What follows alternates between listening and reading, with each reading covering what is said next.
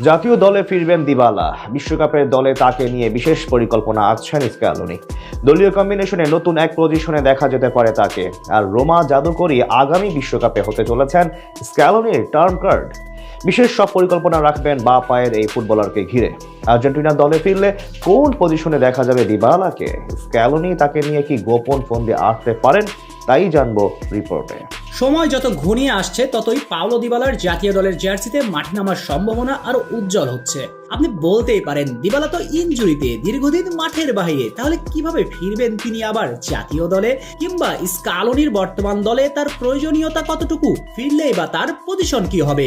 সব প্রশ্নের উত্তর খোলাসা করা যাক, চলুন। দিবালার জাতীয় দলের প্রয়োজনীয়তা অপরিসীম। দিবালা এখনো আর্জেন্টিনা জাতীয় দলের অপরিহার্য অংশ, কেননা অভিজ্ঞতায় টাইটম্বুর্জে রোমা তারকা ক্যারিয়ারে খেলেছেন দুটি বিশ্বকাপ, বিশেষ করে কাতারে বিশ্বকাপের ফাইনালে অত্যন্ত গুরুত্বপূর্ণ সময়ে স্নায়ুবিভৎস মুহূর্তে মাঠে এসেছিলেন।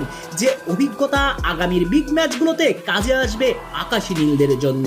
বিশেষ করে ফ্রন্ট লাইনে যে মারিয়ার মতো অভিজ্ঞতাকে পাচ্ছে না স্কালোনি, তাই দিবালার অভিজ্ঞতা ব্যবহার করতে পারবেন আর্জেন্টাইন ওস্তাদ। বিশেষ করে নকআউট ম্যাচগুলোতে শেষ 15 থেকে 20 মিনিটের জন্য তিনি হবেন তুরুপের তাস, তাই তার প্রয়োজনীয়তা অপরিসীম, যা শুরুতেই বলা।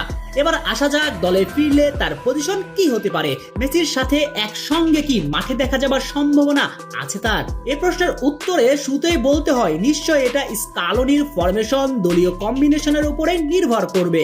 তবে দিবালাকেও কখনো কখনো শুরু করাতে পারেন মেসির সঙ্গে, কখনো সাবস্টিটিউট হিসেবে মাঠে এসে জোট বাড়তে পারেন পাওলো। তাহলে প্রশ্ন হচ্ছে কিভাবে, কোন পজিশনে দেখা যাবে তাকে?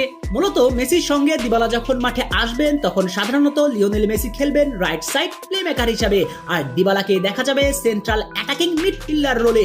সেখান থেকে ক্যাপ্টেন মেসি স্পেস তৈরি করে দিবেন পাওলোর জন্য, আর দিবালা উপরে উঠে প্রতিপক্ষের দুর্গ নাড়িয়ে দেবার জন্য যথেষ্ট।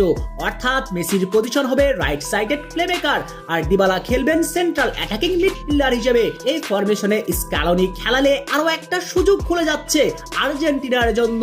মেসি মাঝে মধ্যেই দিবালার সঙ্গে পজিশন সুইচ করতে পারবেন, অনেক নিচে থেকে ডিপ লাইন প্লেমেকিং করতে পারবেন। ঠিক তখন দিবালা চলে যেতে পারবেন রাইট সাইড প্লেমেকার হিসেবে, অর্থাৎ মেসির পজিশনে। যার মানে মেসি দিবালাকে একসঙ্গে দেখার সুযোগ থাকছে ভক্তদের। আবার যদি কোনো কারণে মেসিকে বিশ্রামে রাখার প্রয়োজন বোধ করেন স্কালোনি, তখন স্বাভাবিকভাবেই দিবালা হবেন দলের প্রাণ।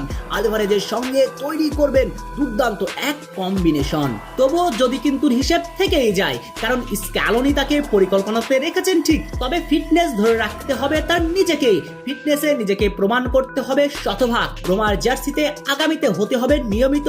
স্কালোনিকে দিতে হবে ক্লাবে তার প্লেইং টাইমের নিশ্চয়তা। তবে এবার নতুন স্বপ্ন দেখতেই পারে দিবালা ভক্তরা, আবারও তিনি যে ফিরছেন আর্জেন্টিনা দলে। শেখ শ্রাবণ অনেক, সিটি 24 নিউজ।